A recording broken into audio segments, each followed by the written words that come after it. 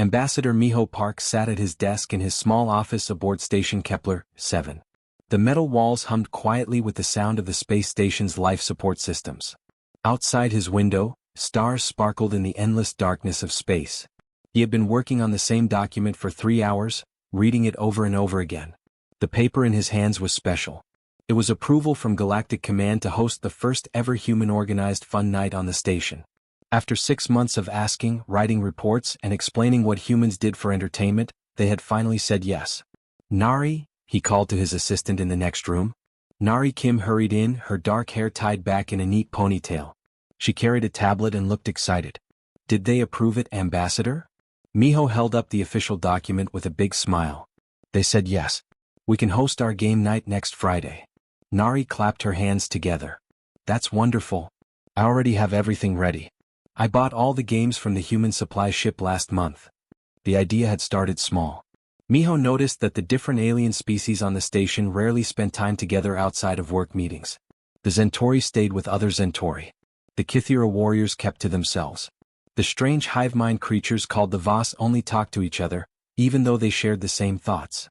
And the ancient ethereals floated around like ghosts, speaking to no one. Miho thought a simple game night might help everyone become friends. Humans had been doing this for thousands of years. Families played games together. Friends met up for card games. It was normal and peaceful. What could go wrong? I should send out the invitations, Miho said, turning on his computer. Let me start with Ambassador Zeftar from the Zentori. The Zentori were tall, thin beings with large eyes that could see many colors humans could not. They loved math and logic. Everything they did was planned and calculated. Miho typed carefully. Dear Ambassador Zeftar, you are invited to a human recreational activity called Game Night. We will play strategy games and social games designed to build friendship between species. Please join us Friday at 1900 hours in Conference Room B. He sent the message and waited. The reply came back in just 2 minutes. Ambassador Park, we have calculated the probability of this event being beneficial for interspecies relations. Our computers show a 73.6% chance of positive outcomes. We accept your invitation. We look forward to observing human strategic thinking. One down, Miho said to Nari. Now for the Kythera. The Kythera were warriors. They stood 7 feet tall with thick armor-like skin and believed honor was the most important thing in the universe. They never lied, never cheated, and always kept their promises. Their leader on the station was Veldar, a veteran of many battles. Miho wrote, Honorable Veldar, I invite you to join humans and other species for an evening of games and fellowship. This will be a test of strategy, luck, and social skills. I hope you will accept this challenge. The response came an hour later. Human Miho Park, your challenge is accepted. The Kythera do not back down from any test of skill. We will attend with honor and dignity. Victory or defeat, we will face it with courage. Next was the Voss Collective. These were the strangest creatures on the station. They looked like humans but with gray skin and silver eyes. The weird thing was that they all shared one mind. When one of them learned something, they all knew it instantly. When one felt happy, they all felt happy. Miho had never understood how that worked. He wrote, To the Voss Collective, humans would like to share our entertainment traditions with you. We believe you will find our individual games interesting since humans play as separate people, not as one group mind. The reply was simple. The collective is curious about individual recreational activities. We have never experienced competition between separate minds. This will be educational. We will attend. Finally, Miho had to invite the ethereals. These beings were thousands of years old and claimed to have moved beyond physical bodies. They looked like tall, glowing figures made of light and mist. They spoke directly into people's minds instead of using their mouths. Most species found them creepy, but Miho thought they were just lonely. Ancient Whisper of Stars, he wrote, humans would be honored if you would join our small gathering. We wish to share our culture and learn from your wisdom. The reply came as a voice in his head rather than a message. Young human, in our long existence we have observed many species, but we have never studied human leisure activities. This opportunity for research interests us. We shall attend. Nari had been watching over his shoulder. All 4 species said yes? That's amazing. I know, Miho said, feeling proud. Now we just need to get everything ready. They spent the next 2 hours organizing. Nari had bought a deck of playing cards, a Monopoly game, cards for charades, and a twister mat. She also got snacks from the human section of the station's food court. These are all safe games, right? Nari asked. Nothing too complicated? Of course, Miho laughed. Poker is just cards and betting. Monopoly is about buying property. Charades is acting out words. And Twister is just a physical game where you put your hands and feet on colored circles. My grandmother played these games. Little kids play these games. They're completely harmless. As Friday approached, Miho felt more and more excited. Other humans on the station heard about the game night and wished him luck. Everyone seemed to think it was a great idea. On Friday morning, Miho put on his best diplomatic uniform and made sure conference room B was perfectly clean. Nari arranged the games on the table and put out bowls of human snacks. I have a good feeling about tonight, Miho told her. This is going to bring everyone together. He had no idea that in 6 hours, his innocent game night would create the biggest diplomatic crisis in galactic history.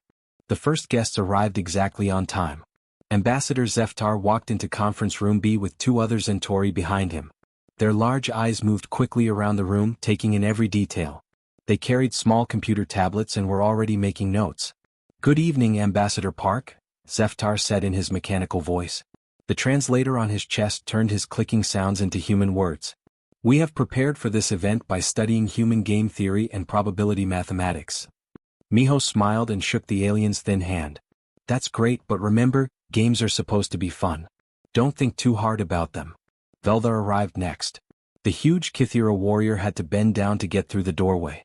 His thick skin looked like gray stone and old battle scars covered his arms. Despite his scary appearance, he bowed politely to everyone in the room. I bring greetings from the Kithira people, he said in his deep voice. We are ready for honorable competition. The Voss collective came as a group of 5 beings who all looked exactly the same. They moved together like dancers, taking the same steps at the same time. When they sat down, they all chose chairs at the exact same moment. We are excited to experience individual competition, they said together, their voices perfectly matched. The collective has never played games where minds work separately. Finally, Whisper of Stars floated in. The ethereal looked like a tall human made of glowing mist. It moved without touching the floor and its voice appeared directly in everyone's minds. We have come to observe, it said without moving its mouth. In 10,000 years of life, we have not seen humans at play. Nari had set up the poker table with chips and cards. We'll start with poker, she announced cheerfully. 5-card draw, nothing wild. Miho dealt the first hand while explaining the rules. Each card has a value. You try to make the best combination. You can bet chips if you think you have good cards, or fold if your cards are bad. The Zentori understood immediately. Zeftar calculated the odds of each possible hand and bet exactly the right amount based on his chances of winning. His computer brain worked perfectly with the mathematical side of poker. For the first few hands, everything went smoothly. The Zentori won most of the time because they played with perfect logic. Veldar played with honor, never bluffing or trying to trick anyone. The Voss collective shared their cards with each other through their mind link, which was technically cheating, but they didn't understand why. Then Hyun-Oh, the human cultural officer, joined the game. Let's make this more interesting, he said with a grin. Wild cards. Wild cards. Zeftar's eyes began to twitch rapidly. What are wild cards? Any 2s can be whatever card you want them to be, Nari explained. So if you get a 2, you can pretend it's an ace or a king or anything you need. The Zentori delegate stared at his cards in horror. His mathematical mind tried to calculate the new odds, but there were too many variables. A 2 could be anything. The probability calculations became impossible. This is not logical, Zeftar muttered, his translator crackling with stress. How can a card be more than one thing? How can we calculate odds when variables are infinite? That's not the worst part, Hyun laughed. He looked at his cards and pushed all his chips forward. I'm betting everything. But you looked unhappy when you saw your cards, Veldar pointed out. Why would you bet if your cards are bad? Maybe I'm bluffing, Hyun winked. Maybe I'm trying to trick you into thinking my cards are bad when they're really good. Zeftar's large eyes grew even larger. You are lying about your cards? It's not lying, Miho explained quickly. It's strategy. In poker you can pretend to have better cards than you really have. It's part of the game. Deception is dishonorable, Veldar declared, putting down his cards. I cannot participate in a game that requires lies. The Voss collective was having their own problems. They kept showing each other their cards through their shared mind, but then they couldn't understand why the humans said that was cheating. We are one mind, they explained together. How can we keep secrets from ourselves? That's the point, Nari said. Each person should only know their own cards. But we are not separate persons, the collective replied, looking confused. We are one person in 5 bodies. Things got worse when they moved to Monopoly. Miho explained that players moved around the board buying properties, and when other players landed on those properties, they had to pay rent. This seems simple enough, Whisper of Stars said into their minds. A game of resource management and territorial control. The game started peacefully. Everyone rolled dice and moved their pieces around the board. The Zentori calculated which properties were most likely to be landed on. The Ethereal bought expensive properties near the end of the board. But when Nari landed on one of Veldhar's properties, the problems began. You owe me 50 credits in rent, Miho told her, reading from the card. Wait, Veldhar said, holding up his massive hand. She is my ally in this room.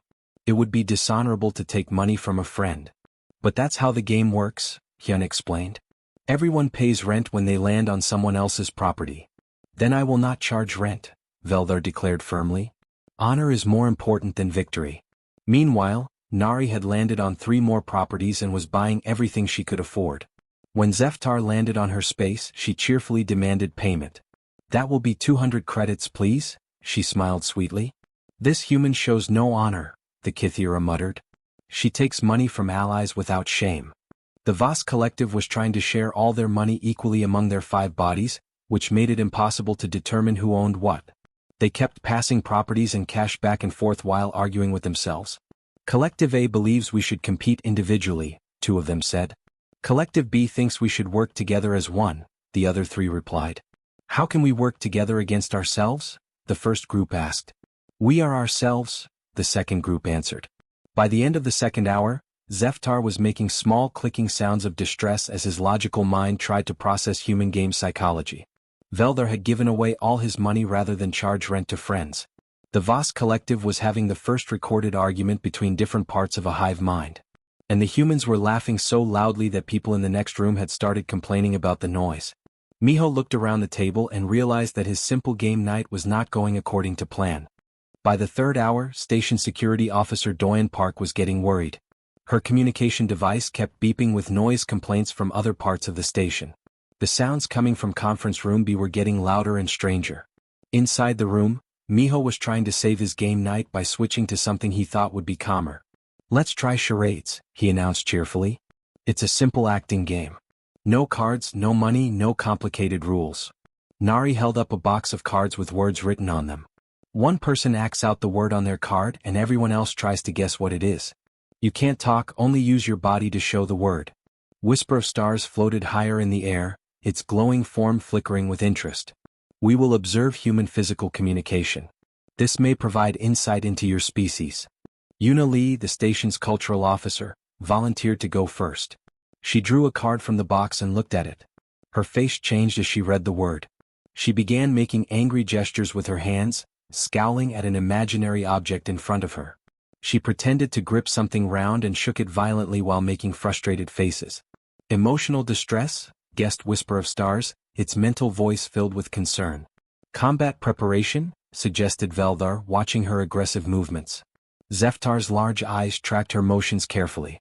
Based on her hand positions and facial expressions, she appears to be experiencing some form of mechanical difficulty. Yuna kept acting, pretending to yell at invisible objects and waving her fist at the air. She looked angry and frustrated, but in an exaggerated, almost funny way. Road rage, shouted Hyun suddenly. Correct. Yuna laughed, sitting down. The aliens stared at the humans in complete confusion. Veldhar was the first to speak. What is road rage? He asked slowly. It's when you get angry while driving, Miho explained. You know, when traffic is bad or someone cuts in front of you. Zeftar's eyes began their twitching again. You become angry at transportation systems? Not the system, Nari laughed. At other drivers. When they drive badly or rudely. We do not understand, the Voss collective said together, all 5 bodies leaning forward with identical confused expressions. Transportation is simply moving from one place to another. Why would this cause anger? In our civilization, Zeftar added, all vehicle movement is calculated for maximum efficiency. Traffic flows according to mathematical principles. Anger at transportation is illogical. But what if someone cuts in front of you without signaling? Hyun asked. Or drives too slowly in the fast lane? The ethereal's glow dimmed with confusion. We do not comprehend how one can be angry at a path or at other travelers using the same path. What followed was a 3-hour debate about whether road rage was a real emotion or a sign of human mental illness. The Zentori insisted it was a logical impossibility. The Kythera claimed that honorable beings would never show such rudeness while traveling. The Voss collective couldn't understand individual anger that wasn't shared by everyone. The situation got worse when Miho decided to act out his word. He began doing what looked like a strange dance, swinging his arms and moving his hips in rapid motions while keeping his feet in place. Is this human experiencing muscular spasms? Whisper of Stars asked with genuine worry. Should we summon medical assistance? Ritual combat dance? Guessed Veldar. Mathematical equation expressed through movement? Tried Zeftar. Miho kept dancing, making the weird arm movements and hip swings that looked completely random to the aliens. Doing the floss dance.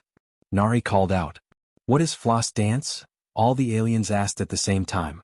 It's just a dance, Hyun explained. Humans do it for fun.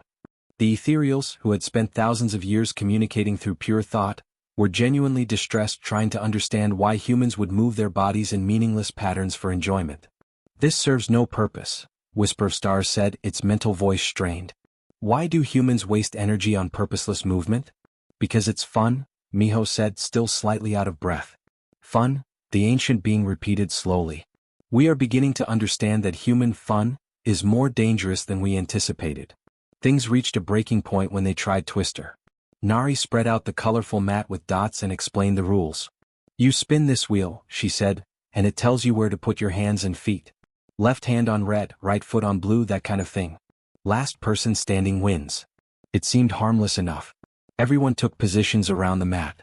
Nari spun the wheel. Right hand on yellow, she called out. Everyone placed their right hand on a yellow circle. So far so good.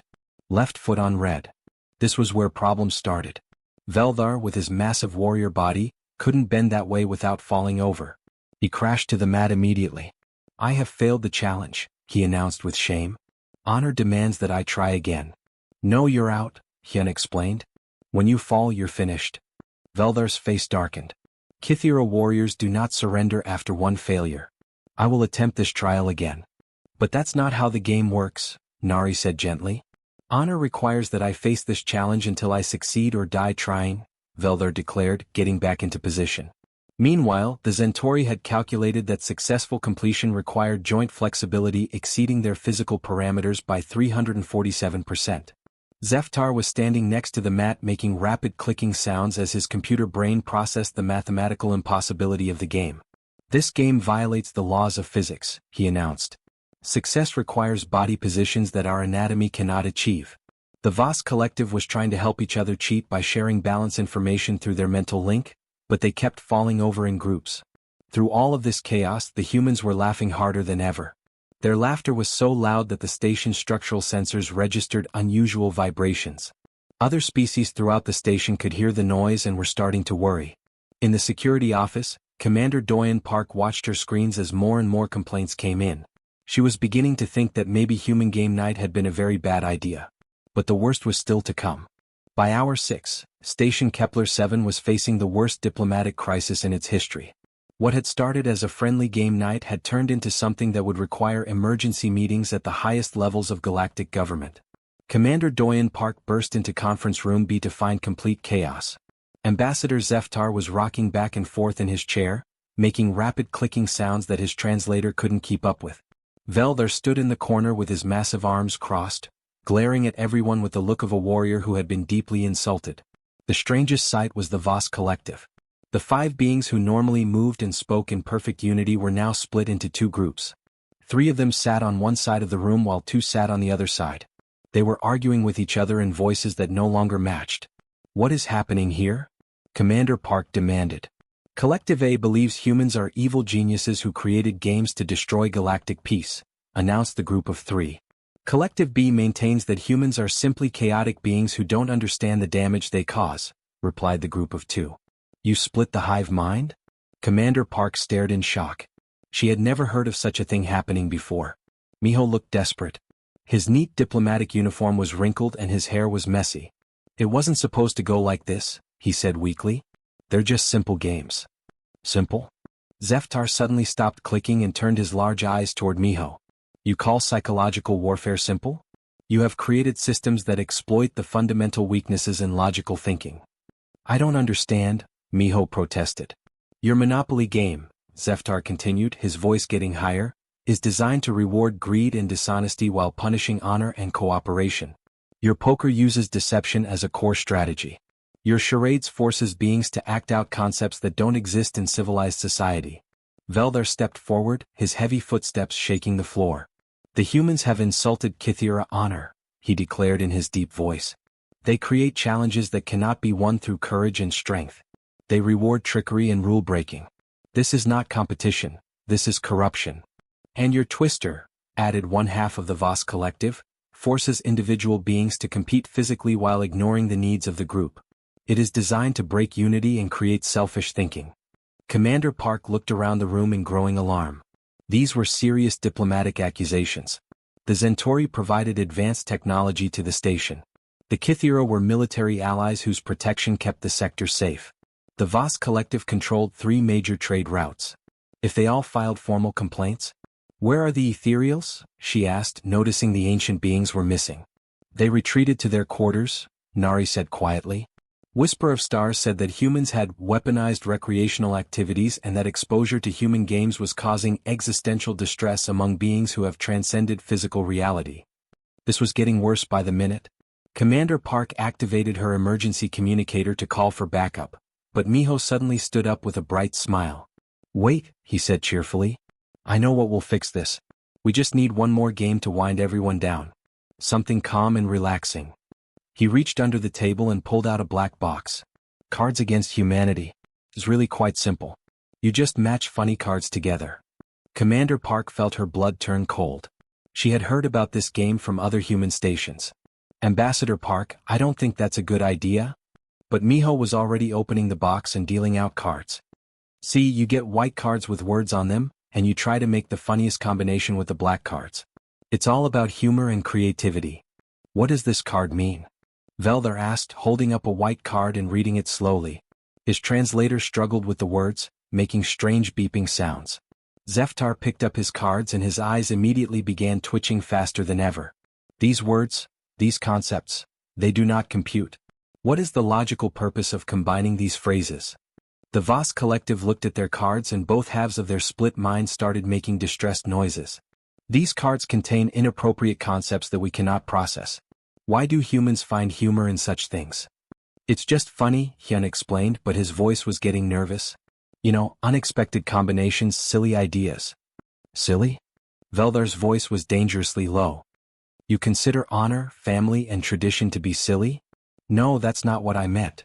Hyun started to back away. What happened next would be remembered as the worst diplomatic breakdown in galactic history. The Zentori delegate began making loud alarm sounds as his logical mind tried to process humor that made no mathematical sense. Veldar declared that the cards were weapons designed to mock everything sacred, and threatened to challenge the entire human delegation to combat. The split halves of the Voss collective began arguing so loudly that their voices created feedback through their mental link. The sound was so awful that everyone in the room had to cover their ears. Emergency alarms started going off throughout the station. Security teams rushed toward Conference Room B as reports came in of unknown hostile mental attack and possible biological weapon deployment. Commander Park grabbed her communicator. This is Commander Park. I need immediate evacuation of all non-human personnel from Conference Room B. Declare Code Red Diplomatic Emergency. Contact Galactic Command immediately. What should I tell them? Her security chief asked over the radio. Commander Park looked around the room at the chaos caused by a simple human game night. Aliens were having mental breakdowns, a hive mind had split in half, and ancient beings had fled in terror. Tell them, she said slowly, that humans have accidentally proven they are too dangerous to host recreational activities. As security teams rushed to help the traumatized alien delegates, Commander Park realized that this would probably be the last time any species agreed to attend a human-organized social event. The worst part was that the humans still didn't understand what they had done wrong. 3 weeks later, Miho sat in his small office staring at an official document that had changed everything. The paper was marked with the seal of Galactic Command and had been sent to every embassy, station, and diplomatic post in known space. Emergency Directive 2387 was written in simple, clear language that left no room for confusion. Human recreational activities are now classified as potential weapons of mass social disruption. Following detailed investigation of the game night incident aboard Station Kepler-7, Galactic Command has determined that human leisure activities exploit serious weaknesses in logical reasoning, honor-based societies, and collective consciousness structures. Miho read the next part for the 20th time. The official report concludes that humans have weaponized arbitrary rule systems, competitive psychology, and chaos theory through activities disguised as harmless fun. All human-hosted recreational events are banned indefinitely. At least we can still attend other species' game nights, Nari said, looking over his shoulder at the document. True, Miho nodded, though we keep winning their strategy games in ways they call unfair rule interpretation. The aftermath of that terrible night had been both embarrassing and strangely satisfying. Miho had received an official censure from the Diplomatic Corps for catastrophic miscalculation resulting in interspecies psychological trauma. The censure would stay in his permanent record forever. But 3 days later, he had also received a secret message from Admiral Chen of Human Strategic Command. The message was short but important. Congratulations on the most effective accidental demonstration of human strategic superiority in galactic history. Well done, Ambassador. The other species had returned to their home worlds, but the experience had changed them in unexpected ways. Intelligence reports showed that the Centauri were now studying something they called chaos mathematics and probability manipulation through psychological factors. Their perfect logical minds were trying to understand how humans could make winning strategies out of random events and emotional tricks. The Kythera had begun incorporating flexible honor protocols into their warrior training. For the first time in their history, they were learning that sometimes the most honorable action might involve bending rules or thinking creatively about problems. Most interesting was what happened to the Voss Collective.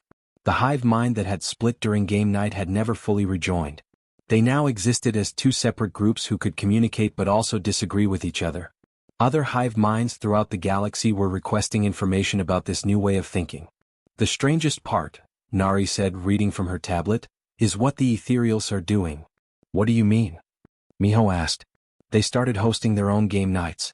But instead of cards and dice, they sit in circles and meditate about the nature of competition and whether winning has meaning for beings who have lived for thousands of years. Miho laughed despite himself. They turned game night into philosophy class. The humans on the station had become celebrities in a weird way. Other species would watch them carefully during meetings, trying to figure out if normal human behavior contained hidden psychological warfare tactics.